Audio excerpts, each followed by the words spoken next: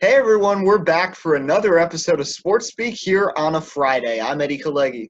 And I'm Tim Moore. Lots to get to today. So many sports going on. Next week is going to be the time when it all comes together. College football, NFL, NBA, MLB, NHL, US Open. They're all going to be going on at one time, and we're going to have a lot to talk about. But this weekend's pretty good too, and the last few days have been interesting. We're going to be playing a little true or false. We did this before. We'll do that at the end of the show. There's two topics I want to get to first, though. One is more of, a New York-based thing because I'm in Jersey. He's in New York. I'm a Mets fan. He's a Yankees fan. We've both experienced our fair share of disappointment this season. But, Tim, you prepared me that you might get a little angry here about what happened with the Yankees yesterday, losing 9-7, pulling the Mets, blowing the late lead, and then Pete Alonso sending one way up into the seats to clinch a Met win and a split of the Subway Series. Yeah, it gets a little bit frustrating now. I know the Subway Series in particular I don't want to say it was generally a meme, but I guess it's what you really have to think about it in regards to how every single game, it was 7 games if I'm not mistaken, It was between the 6. span. Yeah. 6? Okay, Yeah, so 6 6. games, regardless, 6 or 7 regardless. Every single one resulted in a team blowing the lead and ultimately either losing in extras or in the bottom half of the 9th inning. And, you look at the Yankees won via a wild pitch. They turned around. They made 5 runs back to ultimately win in extras against the Mets one time as well. And the other time, I think it was just a flat-out walk-off. Maybe I could be mistaken. But then in the other scenario, the Yankees blew 3 leads, and it was absolutely frustrating.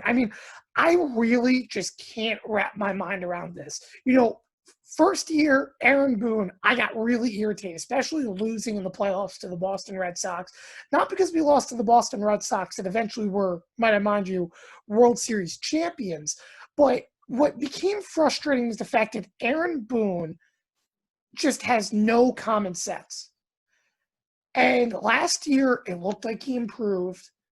Basic baseball 101 situations where he was going to the pen in the right times and understanding, but then he also fell as a victim, I guess you could say, of that he ended up having too much faith in his relievers.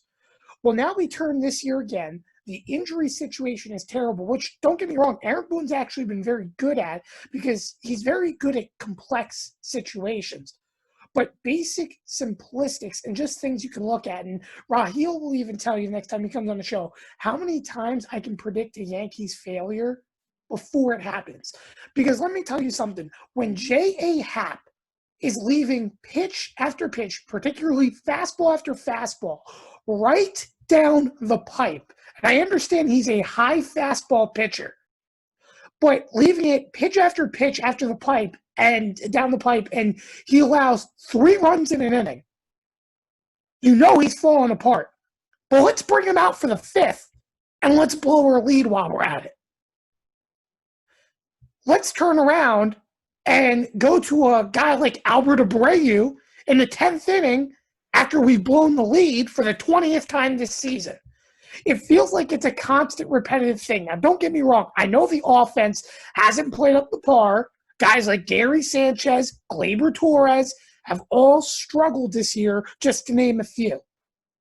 But that doesn't change the fact that even with those struggles, that the constant picture that continues to change week after week after week to this point has been, okay, how are we going to blow the lead today?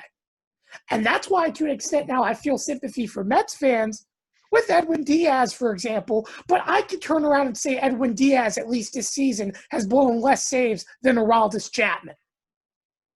So overall, right now, yes, the Yankees are suffering. I know they're going to win, but when you're tied for Toronto for the final wild card spot, that's not good. This is the team that was supposed to squash the division. But, Eddie, I go back to my point that we made in preseason predictions. The Yankees are not a fast-starting team. They come towards the end of the season, and yes, they do come when it matters, but unfortunately of late they haven't come in the clutch when they needed to. Well, the Tampa Bay Rays are all over it. They're going to pull away with this division, and the Yankees are going to be battling with the Blue Jays realistically for that second spot. It's how the next 7 games, in my opinion, go, that really decides the Yankee season.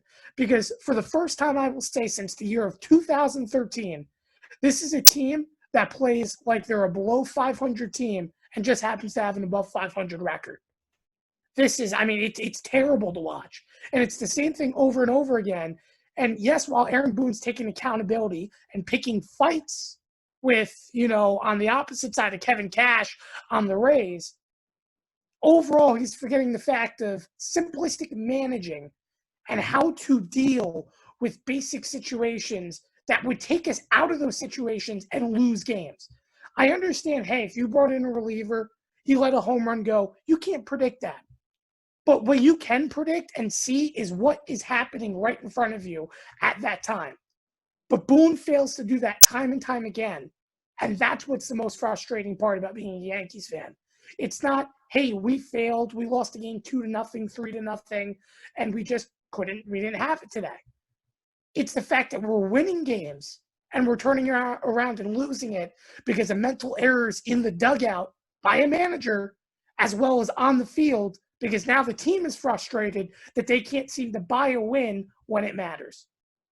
And, the thing is, too, the Mets, I'm a Mets fan, they are a mess. And the fact that they were actually able to split the 6 games with the Yankees shows this Yankees team is just not performing up to expectations. And you think about the last 2 seasons, Yankees were in a similar boat. Judge, Stanton, everybody getting hurt, but they were able to power through it. And this season, it seems different. Aroldis Chapman, I don't watch every Yankee game, but from the ones I saw when he was pitching against the Mets, he did not look good at all. His fastballs looked flat despite still having the high velocity, and his sliders were always just right in the groove for Ahmed Rosario to tee off on, and then J.D. Davis got a handle on one. But I got to talk to you from the Mets perspective, because it's not all sunshine and roses for this team. Yesterday was a great story, of course, after learning of the passing of Tom Seaver, that they're going to have a patch for him. They put the dirt on the right knee. He is a legendary player. They gave him the honor he deserved, and it was nice that Pete Alonso was able to get the win for them. But got some problems here with the Mets that we haven't really talked about, because this is our first time talking baseball in the past week. So things that have happened. So since the protest day, when Brody Van Wagenen then accuses that Rob Manfred was telling him to do something, then it turns out that never even happened. So he was lying to people. So I don't even understand what's going on with him. Then the trade deadline. The Mets are not going far this year.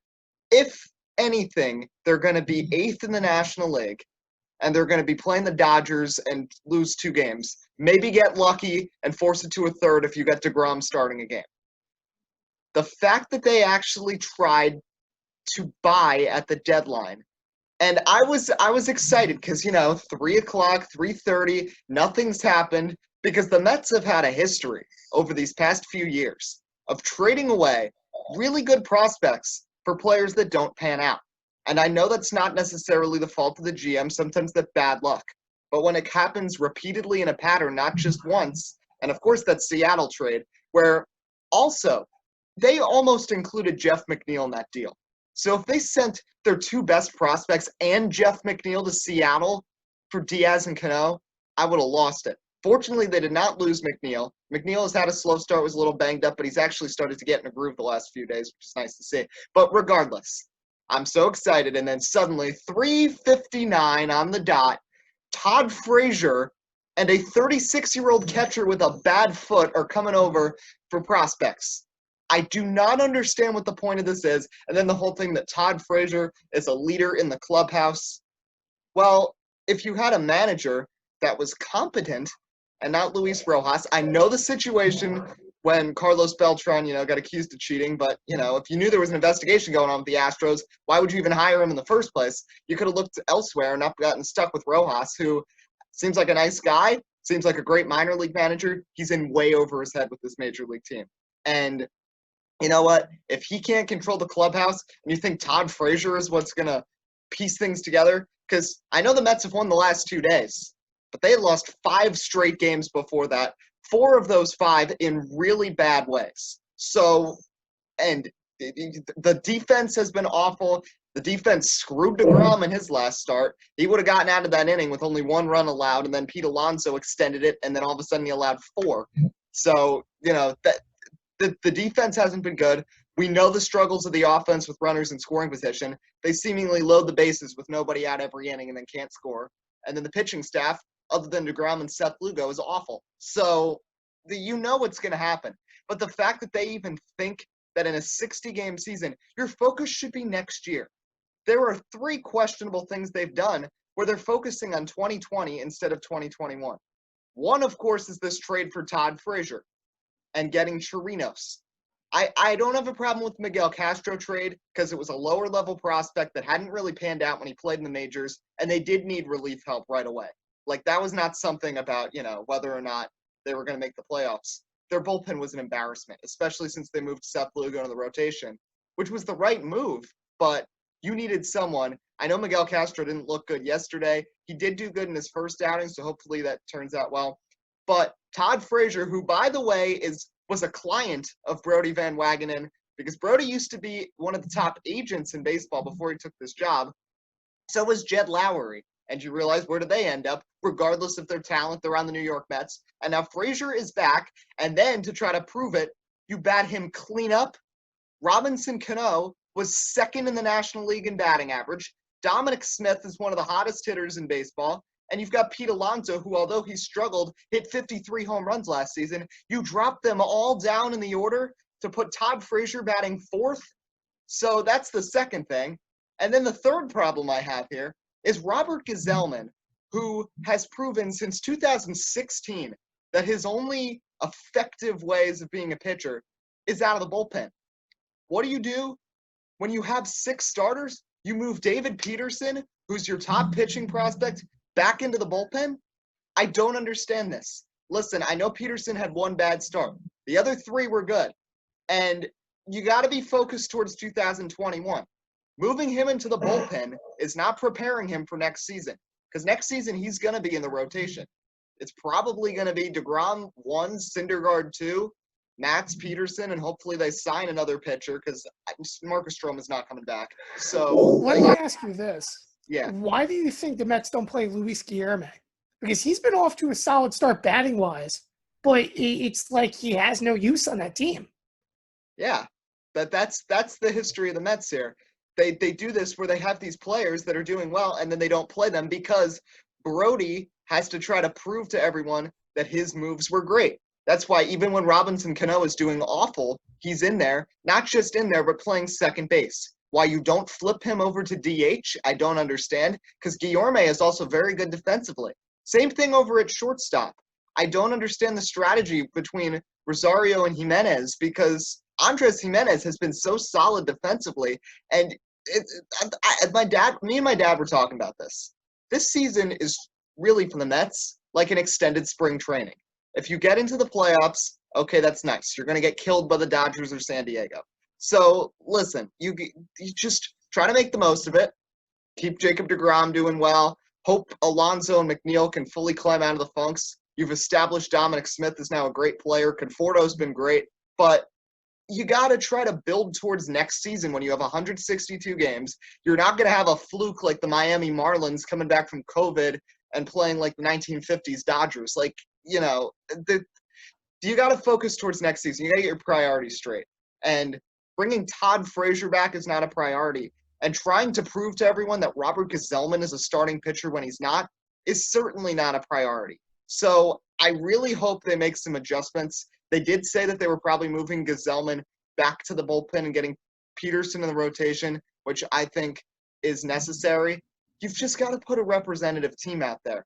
And they've got to find the balance between a representative team and, chasing away your prospects because this was idiotic making this trade with Texas. I guarantee you, Brodie was the one who probably reached out to Texas like, hey, you want to make a trade? And Texas already finessed us this season when we got Ariel Jurado, who then comes in and serves up 6 runs to Baltimore in his first start and only goes 4 innings and throws 100 pitches in 4 innings. And the Jordan Humphreys, which was one of the Mets' top prospects pitching-wise, went over to Texas. There was another trade years ago with forgot what his name was, but it was another pitching prospect a couple of years ago with Texas. So this is the 3rd time that we might have gotten fleeced by Texas. So it's these same teams, Texas, Seattle, that are taking advantage of Brody Van Wagenen, which is why I'm hoping Steve Cohen buys the team and, he kind of cleans house. An established manager comes in. Keep Luis Rojas in the organization. He's a good guy, but he's not a major league manager. And most importantly, get Brody out of here and get an established GM, not a former agent that's just going to bring in his own players. So we're both done with our rants now on our respective favorite baseball teams. The Subway Series, honestly, was not very good for either team, despite each one getting 3 wins, because exposed a lot of holes for both teams. But let's move on to true or false, because there's a lot of topics across sports that I think we could have a little bit of a debate about. The first one I don't think will be much of a debate, the Kentucky Derby. I can't believe I'm saying this. It's September 4th. This weekend is the Kentucky Derby. So, tis the law, of course, coming in as the overwhelming favorite after his dominating win at Belmont. I mean, I think he's going to win. So, true or false, tis the law is going to win his second leg of the Triple Crown on Saturday. Yeah, I think it's 100% true that tis the law is going to win. I know the last time out I picked Dr. Post, who ended up coming home second. But reality is that, in fact, most of the horses that are going to be involved in this Kentucky Derby have in some sort or some way have competed in other races. But tis the law? Not the case. Tis the Law's done a good job of, staying in the training regimen and being away, which means yet again, Tis the Law is going to be the healthiest horse, which generally also means it's going to be the fastest horse yet again. So I think Tis the Law has a lot to prove. And hey, if you lose, I guess I have to ask you this. Is it much better to lose the second race of the Triple Crown rather than the final one? Yes. So if you lose, you lose. But I think, obviously, Tis the Law has to be the favorite and will win. You know what? Actually, I might go back on that statement because also, this is the Kentucky Derby. This is the biggest event of the 3. That's why it's kind of different this year. But, the spectacle of the Kentucky Derby will be different. It's not going to be, every fancy, bougie 35-year-old person with their fancy hats there. It's going to be no fans. So it's going to be a different sight, but I agree with you. I think it's Tis the Law all the way. Staying on the topic now, we're going to move over to basketball here. And a big surprise in Brooklyn yesterday. We knew Jacque Vaughn probably wasn't going to stay as the coach. And then all of a sudden, Woj drops the ultimate Woj bomb that Steve Nash, who has no coaching experience whatsoever, is going in and is going to be the head coach of the Brooklyn Nets. So, my question here, I'm not going to put the expectations too high. But true or false, Steve Nash will lead Brooklyn to the Eastern Conference Finals in one of the next 2 seasons. False. I think false. Let me tell you something. And this is no knock at Steve Nash. Steve Nash is very knowledgeable, and I know that he's turned around and he's had a big impact, especially with the Lakers organization since his retirement, as well as the Golden State Warriors. But overall, I just don't see Steve Nash being the coach. This came out of surprise to me. I would never have thought of him even as a top 5 option. Yet here he is coaching the Brooklyn Nets. But I feel like this is going to be a failure equivalent to the Knicks version of Derek Fisher. I just don't feel like this is going to work out. In fact, don't get me wrong. When you have Kevin Durant, Kyrie Irving on your team, you have 2 stars, unlike what the Knicks had, with Derek Fisher essentially. But at the same time, expectations are sky high. You're expected to win. I feel like his tenure could be shorter than Derek Fisher's in New York.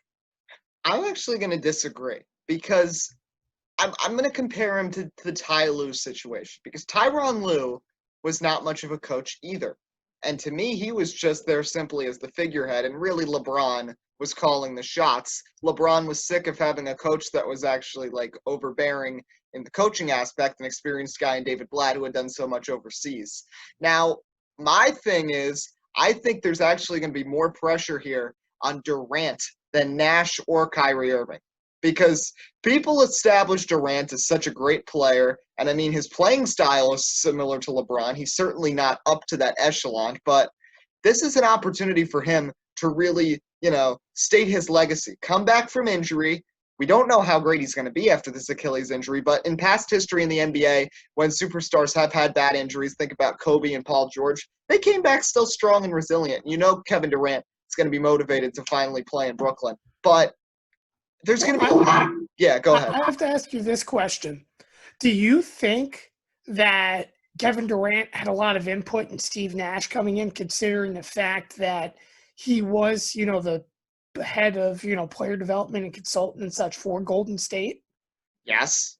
Because I would think, he's a big reason why Nash was picked over the other options. Think about it. Kevin Durant and Kyrie Irving probably had the most say of anybody in who was going to be hired as a coach in the Nets.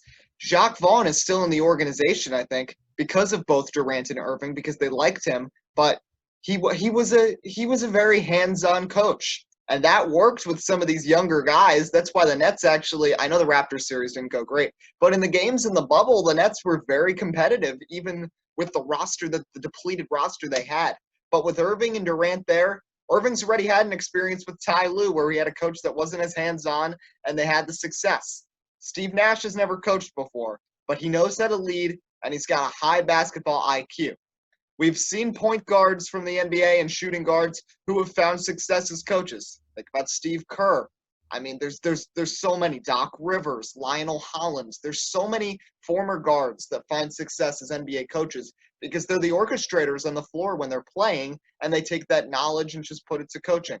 I think Steve Nash is mainly going to be patrolling the sidelines and really not going to have, much of an impact on what happens in the game because Kyrie Irving likes having the play speak for himself and not really being too heavily coached. That's why I think Boston didn't work out for him, and that's why Kenny Atkinson was gone before the end of Kyrie's first season, despite Kyrie only playing 20 games, and despite Atkinson keeping Brooklyn in playoff contention with basically no Irving or Durant for most of the season. But regardless of that, I think this team can find success because they do have two superstars. The East is still pretty weak. I mean, we're seeing it right now. Milwaukee and Toronto, who we thought were the two best, getting beaten up by Boston and Miami. So you never know. But I think it's a safe bet to say the Nets will at least make it to the conference finals in one of the next two seasons. They do need to get another piece, though, and they need to get Dinwiddie out of there because Kyrie Irving and Spencer Dinwiddie are both crazy point guards. You can't have two psychotic point guards on one team. So one of them's got to go.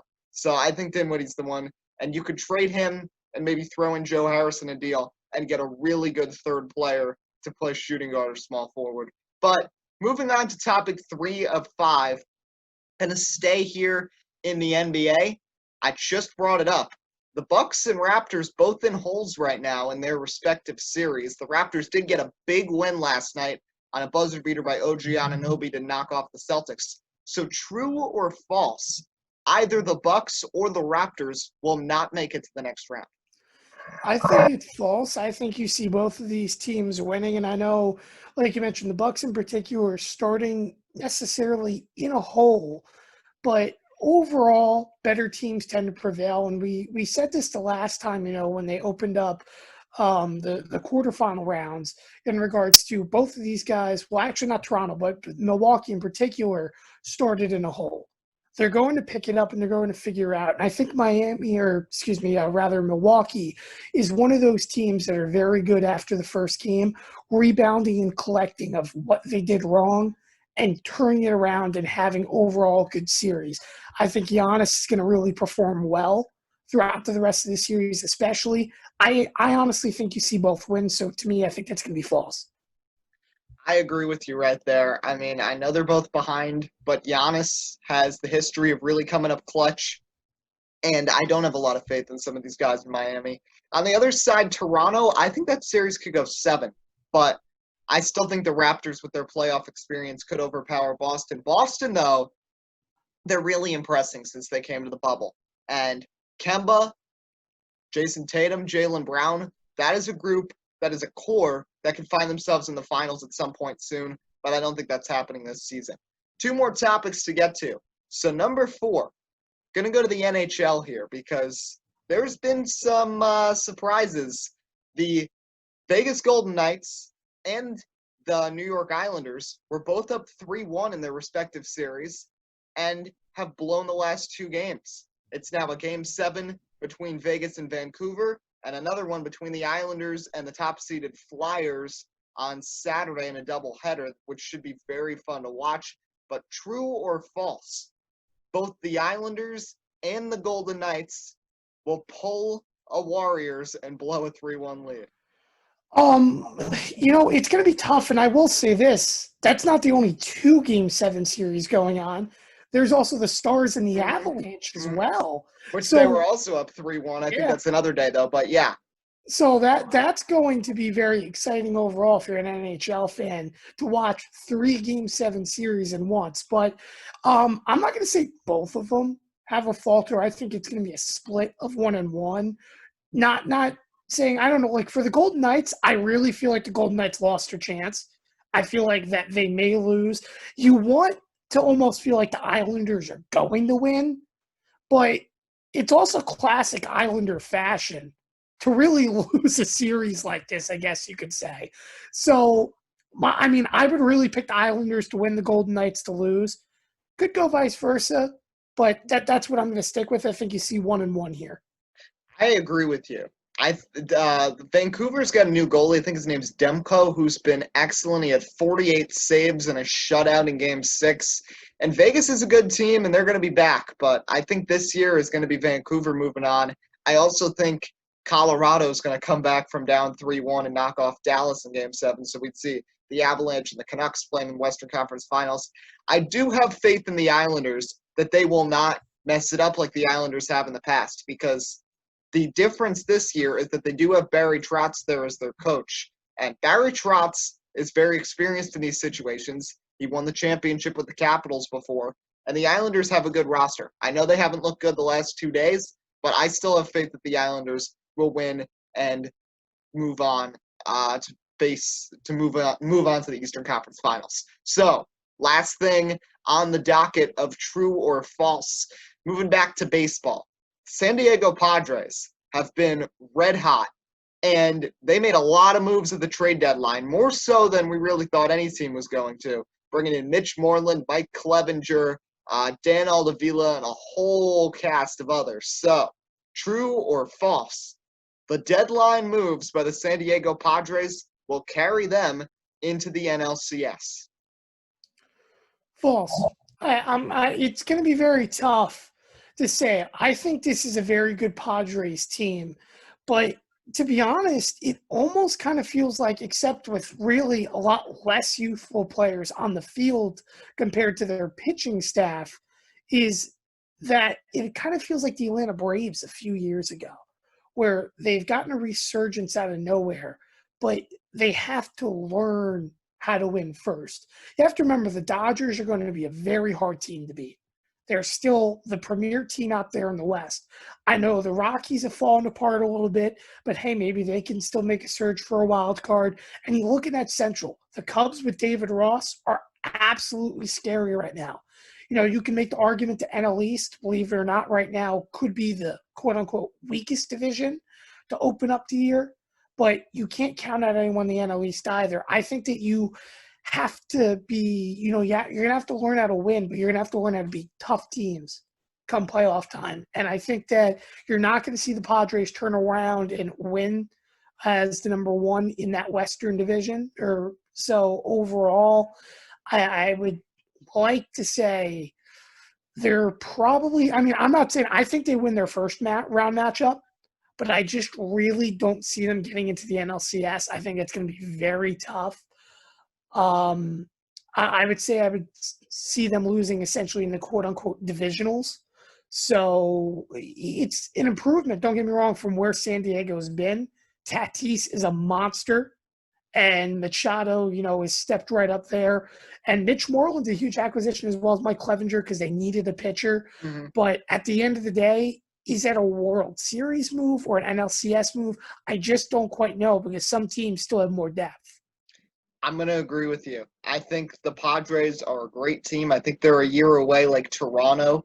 And also, even if they get the 4 seed, let's just consider that. We know the Dodgers are going to get the top seed. The Dodgers have still only lost 10 games this season, which is impressive being that the season started back in July 23rd and it's September 4th now. But I think the Padres move on, at least through the first round, they'll probably be facing, I don't know, maybe St. Louis, maybe Philly. So I think it's pretty easy to put the four best teams in the National League, who are the Dodgers, the Padres, the Cubs, and the Braves, above anybody else. I think you can separate them, and then you've got another tier where you can throw in the Phillies, the Reds, the Rockies, maybe San Francisco, maybe the Mets. So I think the Padres can get through the first round, but then they'd be facing the Dodgers. And I know the Dodgers have had their own woes, and that would be the ultimate sad sack story if the Dodgers fall to the Padres, but I don't see it happening.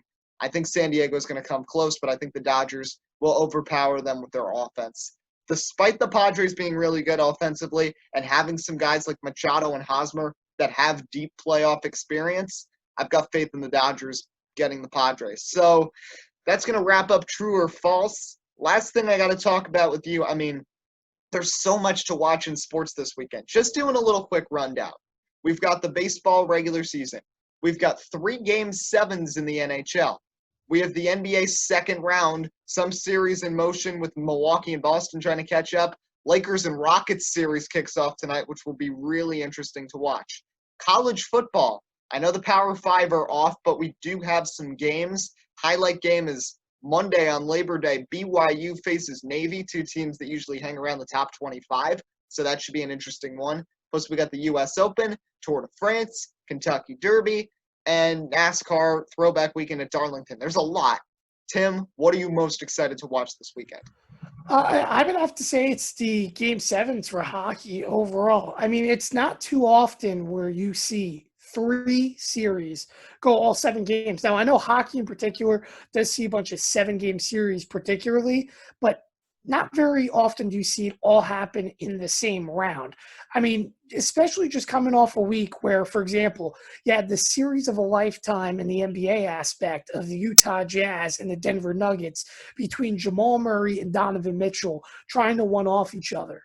And overall, you look at it moving forward into the NHL standard, all these series have a story in which you mentioned 2 of them, up 3-1, particularly the Islanders and the Golden Knights, trying to hold it off.